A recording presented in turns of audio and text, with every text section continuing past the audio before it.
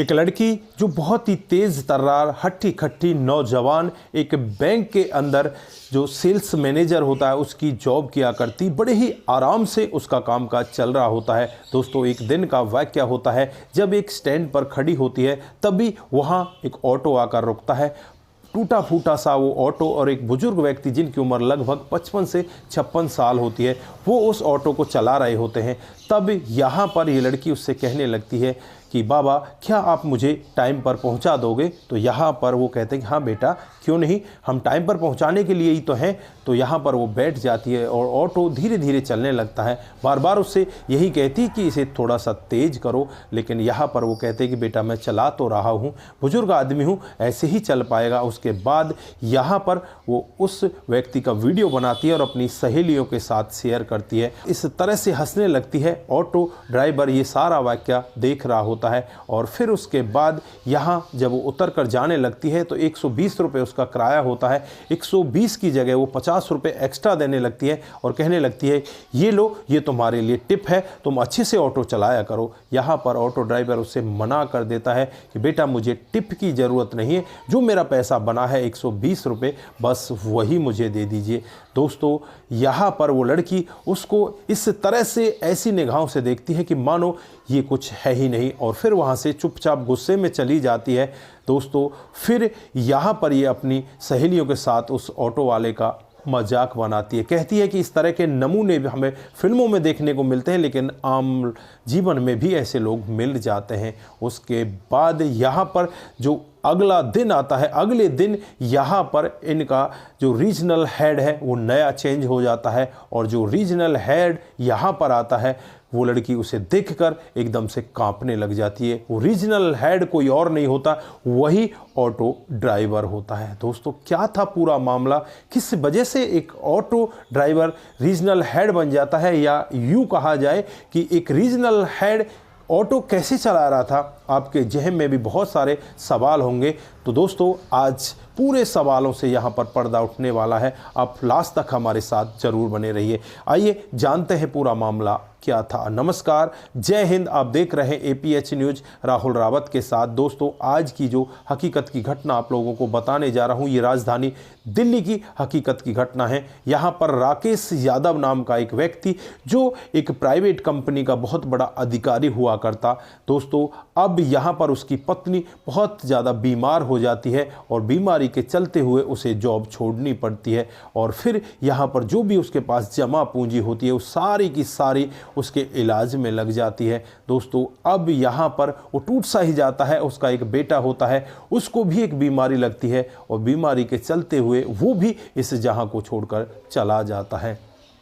अब यहाँ पर ये करे तो क्या करे, जॉब भी छूट गई और फिर ये सोचने लगता है कि यार तू ऐसा कर, ऑटो ले ले, ऑटो चलाना स्टार्ट कर दे। फिर यहाँ पर ये ऑटो चलाना स्टार्ट कर देता है क्योंकि उम्र इसकी लगभग 57-58 साल हो चुकी थी और इस उम्र में कोई उसे जॉब देने वाला नहीं था, लेकिन एक्सपीरियंस उसके पास बहुत अच्छा था। वो कई कंपनियों में जाता भी है, लेकिन इसकी उम्र को देखकर कोई भी इसे जॉब नहीं देता। दोस्तों, अब यहाँ पर ये ऑटो चलाने लगता है और ऑटो चलाते चलाते एक दिन जिस कंपनी में ये पहले काम किया करता उसका मालिक इसे मिल जाता है और जब मालिक इसे इस तरह से देखता है तो इसे अपने पास बुलाता है, इसकी पूरी कहानी सुनता है।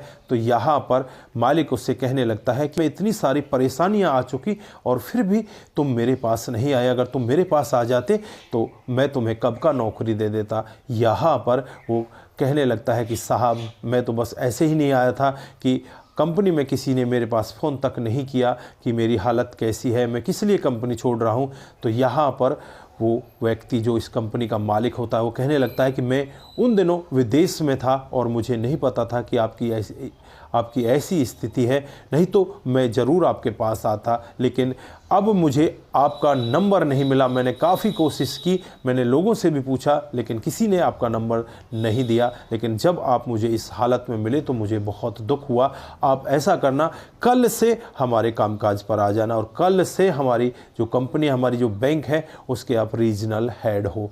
दोस्तों, अब यहाँ पर ये व्यक्ति ऐसा वाक्य सुनकर बहुत ही ज़्यादा खुश होता है और खुश होकर फिर वो आज अपने ऑटो को और चलाने लगता है और जब वो ऑटो को चला रहा होता है तो एक लड़की उसके ऑटो में आकर बैठती है। वो लड़की भी इसी कंपनी में काम किया करती, जिसका नाम नेहा होता है। नेहा देखने में बहुत ज़्यादा खूबसूरत लेकिन पैसों की घमंडी होती है। यहाँ पर इस ऑटो वाले के साथ ऐसा काम करके जाती है, उसे बदतमीजी के साथ पेश आती है। और अगले दिन जब ये ऑटो वाला व्यक्ति वहाँ पर रीजनल हेड बनकर मीटिंग हॉल में लोगों की मीटिंग ले रहा होता है, तो आवाज़ से ही वो लड़की पहचान जाती है कि ये तो शायद वही ऑटो वाला है। और जब नाम प्लेट वहाँ पर देखती है तो नाम प्लेट भी वही लिखी होती है। दोस्तों, इस लड़की के पैर कांपने लगते हैं और पैर कांपते हुए जब ये वहाँ जाकर रीजनल हेड से मिलती है, रीजनल हेड यहाँ पर बड़े ही साधारण तरीके से उससे बात करते हैं और कहने लगते हैं कि बेटा कोई बात नहीं, इंसान को उसके कपड़ों से, उसके जो दिखावटी रूप है उससे जज नहीं करना चाहिए, उसके काम से उसे जज करना चाहिए।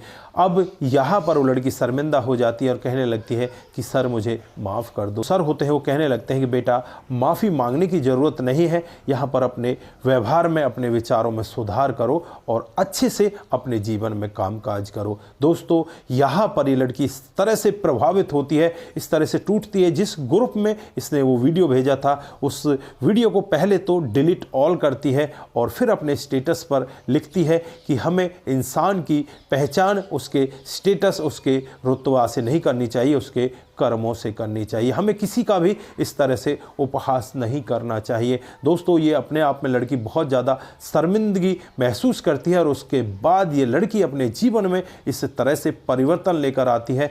ये बिल्कुल एक साधारण लड़की बन जाती है, हर किसी की मदद करने लगती। बाहर निकलती तो गार्ड को अंकल कहकर नमस्ते करती। पहले इसका रवैया बहुत ही अलग होता है, उसे सीधे मुंह बात नहीं करती। कोई सफाई कर्मचारी इसके सामने आ जाता तो उसे देखकर ये दूर भाग जाया करती, लेकिन आज इसका व्यवहार इतना बदल चुका होता है, ये खुद इतनी साधारण बन चुकी होती है। जो सफाई कर्मचारी होता है उससे उसका हाल चाल पूछा करती, गार्डों से अंकल कहकर नमस्ते किया करती और इस सब का जो कारण होता है वो रीजनल हेड होते हैं। दोस्तों, यहाँ पर चारों तरफ रीजनल हेड की वाहवाही होने लगती है, क्योंकि रीजनल हेड खुद कभी भी ऐसा करते कि वो कैंटीन में साधारण व्यक्ति की तरह चले जाते और वहाँ पर लोगों के साथ बैठकर चाय पीने लगते और फिर लोगों के साथ मिलजुल कर बातें किया करते। कभी तो गार्ड से बातें करने लगते तो कभी सफाई कर्मचारी के साथ खड़े होकर उसके साथ उसका हाल चाल पूछने लगते। दोस्तों, उनका ऐसा रवैया पूरी की पूरी कंपनी में एक बहुत बड़ा बदलाव लाता है।